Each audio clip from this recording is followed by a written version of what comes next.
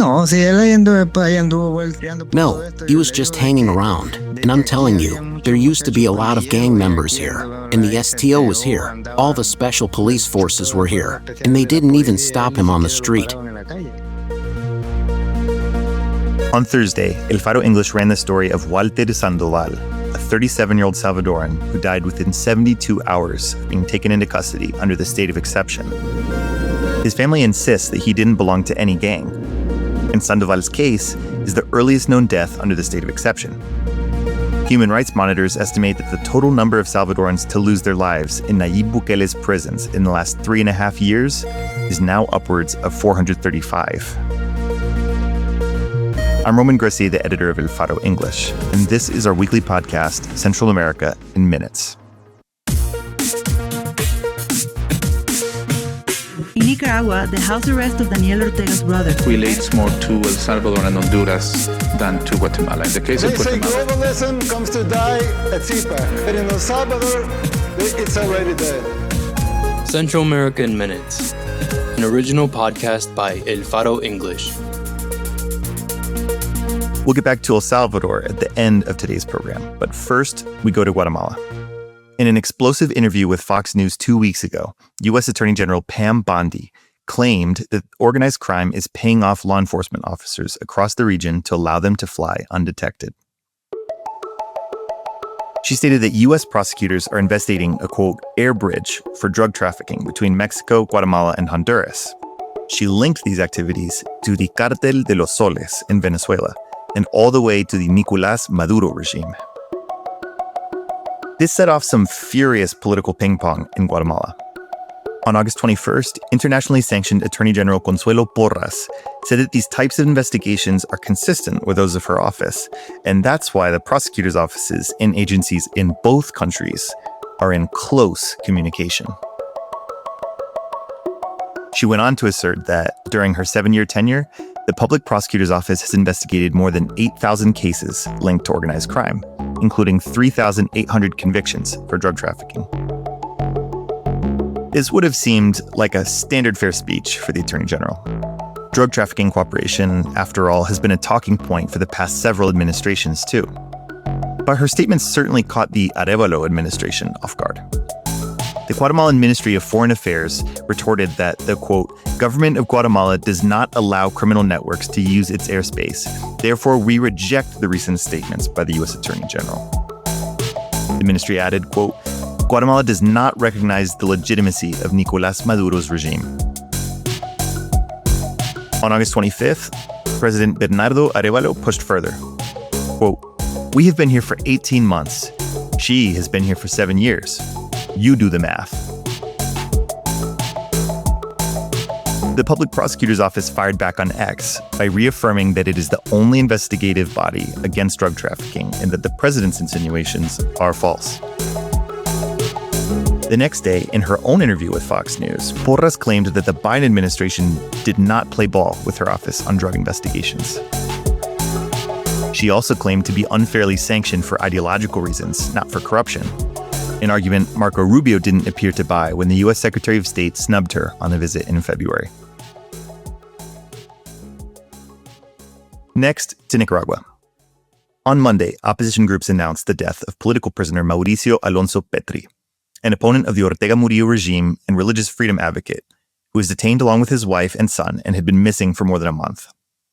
According to 100% Noticias, he was a leader of the MRS, an opposition party founded by Sandinista dissidents who drew the ire of the dictatorship in recent years, and some of whom spent time in the regime's prisons.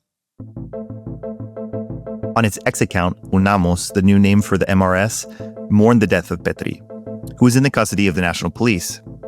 Quote, this tragic event has occurred without any justification provided by the authorities, which exacerbates concerns about detention conditions and respect for human rights in the country. Close quote.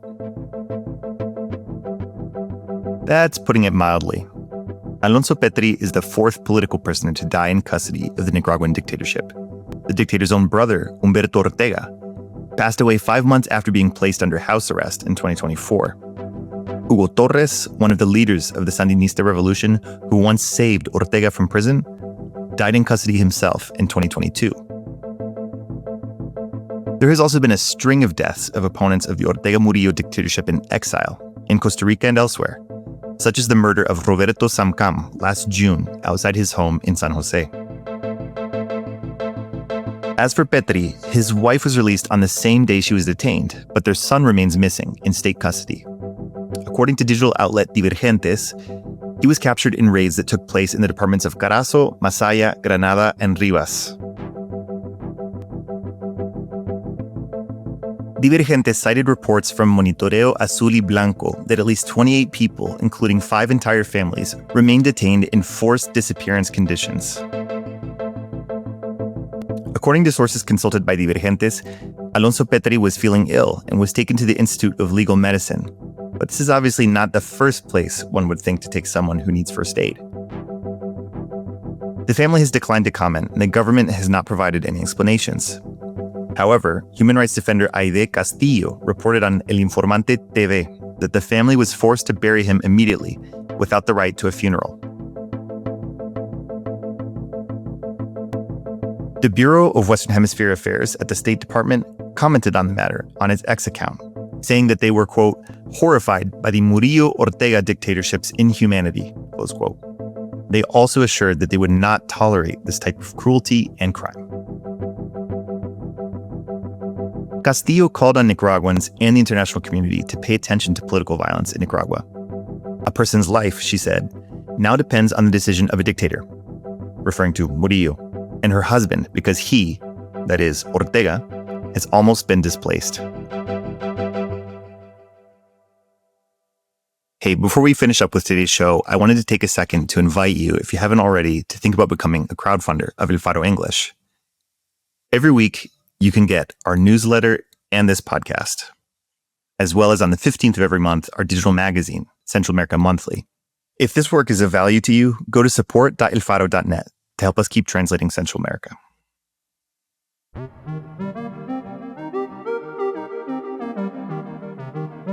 Last, we turn back to the case of Walter Sandoval in El Salvador. On April 3rd, 2022, his corpse was removed from jail in Ahuachapan, a significant hub for the newly detained in the first days of the state of exception, with signs of torture around his wrists and legs and blunt force trauma to the chest. El Faro obtained photos showing some of the physical signs, as well as information obtained from a coroner's report, even though 3.5 years later, the Institute for Forensic Medicine still refuses to give his family the official autopsy. Exactly 1 week before then, the Bukele-controlled legislature had approved a sweeping suspension of constitutional rights, including to habeas corpus. The right to be brought before a judge within 72 hours was extended to 15 days, but Walter would not make it that far. As we reported in episode 40, the U.S. State Department minimized the Bukele regime's abuses in its 2024 Human Rights Report, released on the 15th of this month.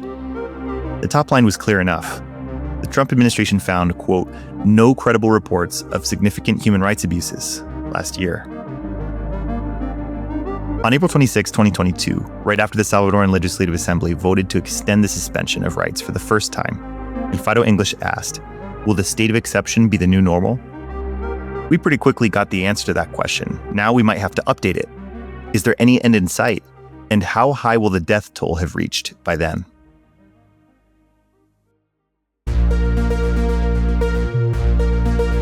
Thanks for streaming our weekly podcast, Central America in Minutes. Today's episode is written by Juliana Ramazzini and me, Roman Gressier.